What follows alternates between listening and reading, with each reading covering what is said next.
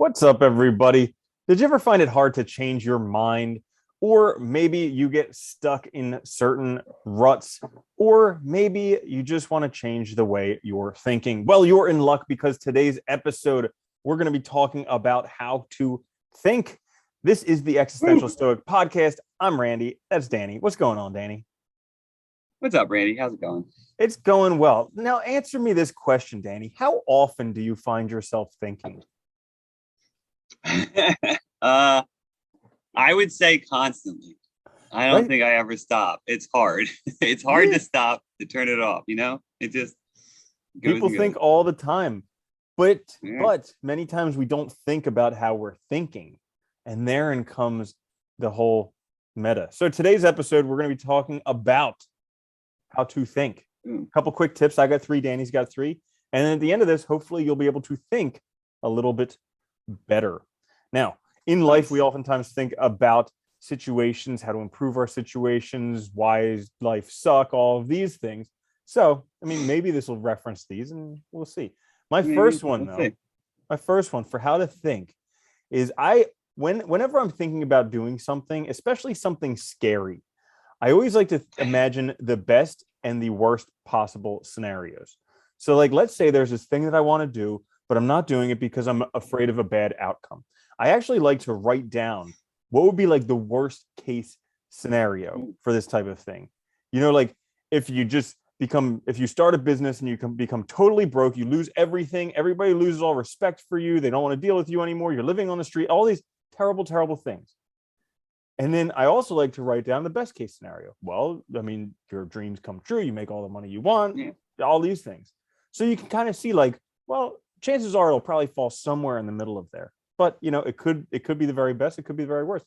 And then I like to look at, if the very worst happened, what would I do?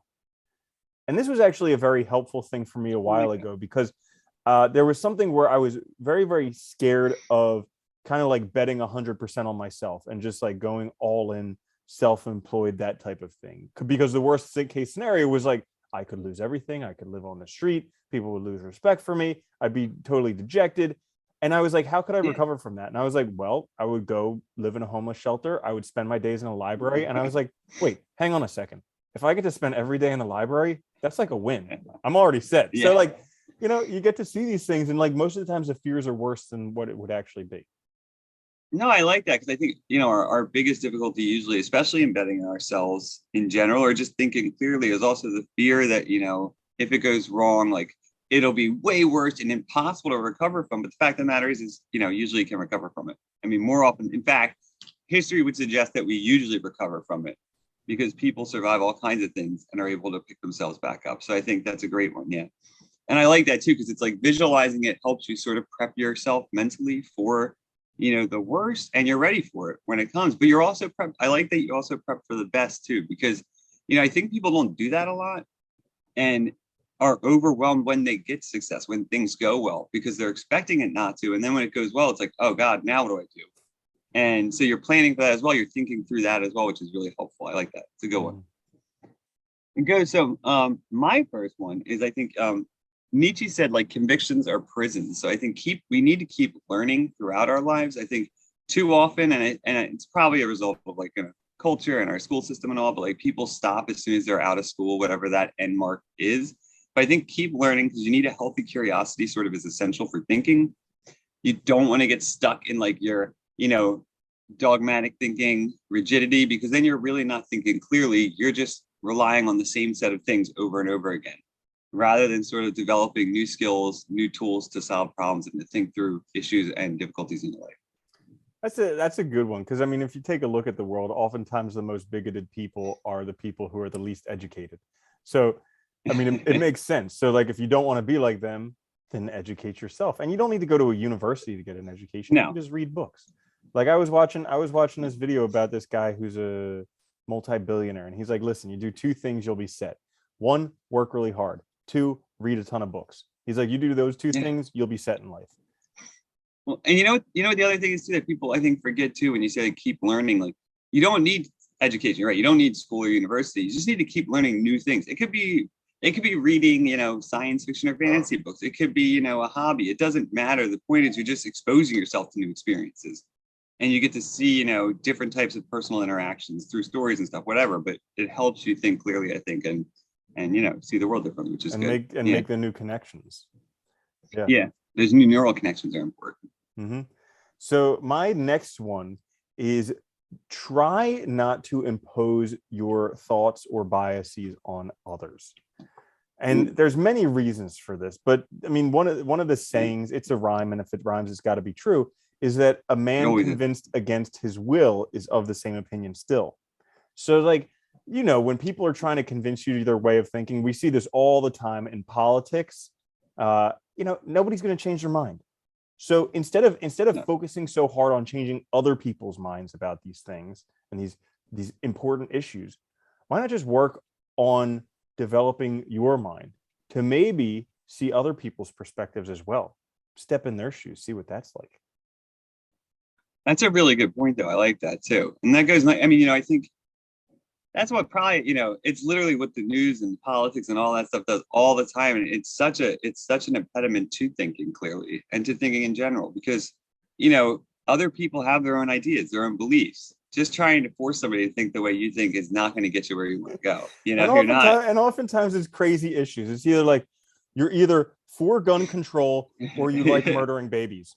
And it's like, what are you talking about? I don't like either of those things, So those are both terrible choices. No, and that's the problem, right? It's usually extremes that you're talking about. It's usually people that are unwilling to listen to other reasons anyway, and you end up making yourself very closed off. You live in that cave forever, right? Mm-hmm. All right, I like that one too. So my next one is cultivate and exercise imagination. I think we really forget how important, and you've already mentioned this, with your first one, but how important imagination is as a tool for thinking and problem solving. And I think that's one of the difficulties. A lot of us, we get older, we stop using our imagination.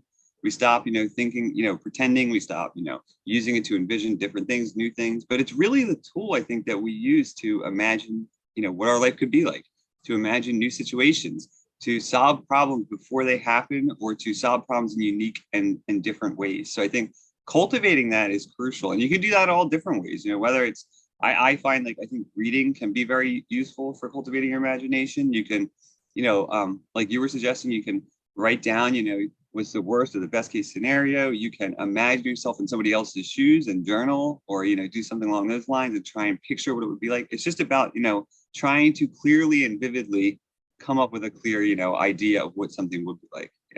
Yeah, that one's a really important one. Like, I know Einstein had some quote about how imagination is super important, but I don't remember the quote right now. But he definitely did that. Another thing is, like, there's that saying that a man without vision will perish. And I know from personal experience, any times in my life where I haven't had a clear vision for where I was going in my life, a direction, my life just felt like it sucked. Like, I would get into these depressions, feel stuck, all this stuff, just because I didn't have a clear vision. And that getting that vision is just imagining what your life could be like. And so you were mentioning some ways earlier, like, I always like to ask myself, what would I do if there were no limits on money or time or skill or anything like that? Because then that really takes down a lot of the barriers that you put there in front of yourself anyways. Yeah, thought experiments are great for it. They are so fun. And even the negative visualization we talked about before, right? And trying to imagine something bad happening 1,000 times. There's so many different ways to use it, and it's so helpful. So it's a good one.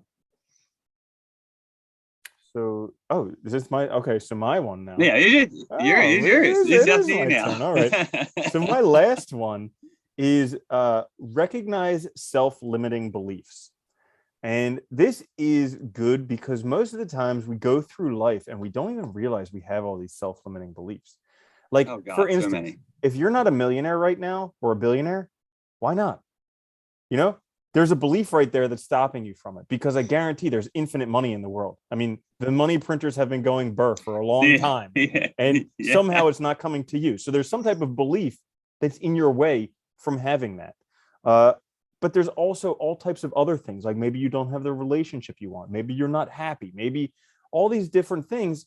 Oftentimes there's things that we believe are true that are only true because we believe they're true. And so if you can learn to recognize them, you're not going to make them go away, but just recognize them. And then when they come up, you'd be like, oh, there you are again. I know you're just a false belief. So I see you now. And now I'm going to do whatever I need to do to get what I want. But yeah, that's a great one. Oh, That's dude, like, it's so that important. takes thinking Yeah. out of the conscious and into the subconscious, because these are the subconscious programs that are running us all the time.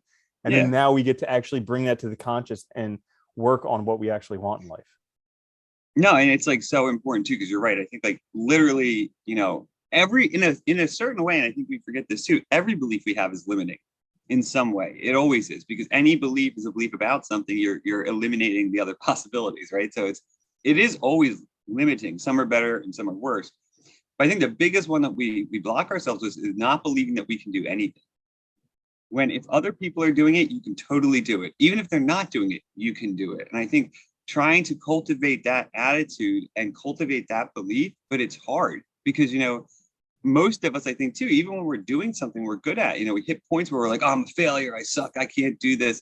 And it's like, well, you've been doing it for years. Why can't you keep doing it? Like, because you had a bad day or a bad week. And I think you're right. It's a really good one. Like trying to get rid of those beliefs and identify them is crucial to being able to sort of think clearly and be whatever you want. That goes really nicely too in my last one, which is, you know, embrace the challenges and change in our life, because I think these are all opportunities to grow and learn. And I think, you know, in order to think well, we have to be really focused on adaptation and adaptation skills. We have to be able to move in the world. We have to be able to solve new problems. We have to be able to, you know, essentially adapt to the changing world, and the world, life has changed. I mean, we talked about this before, you know, it's one of the sort of difficulties in life is that things always changing and always moving, and we have to be able to move with it. That's a great one, because, you know, with things changing so quickly, they're saying now that it's not so important what you learn, but that you learn how to learn. And that's like the crucial thing. The thinking skill that's going to be helpful, because, you know, especially you go get a 4-year degree, or, you know, God forbid, an 8-year degree. And then by the time you get it, that job like is completely defunct. Like you don't use it anymore. So being able to learn new stuff, that's the more important skill. And that's a great one with what you're saying there. And like with that too, like what you just pointed out is a good one. Like, you know, or if like technology changes and all of a sudden your job is now like better done by machines, you know, you need to figure yourself something out. And if you know how to learn, you'll be way more equipped to do that, you know, and to move forward. Yeah. Like for instance, just an example to give everybody an example. Like, you know, the smartphones, the iPhone came out in 2008. That's like 13 years ago, 14 years ago. Okay.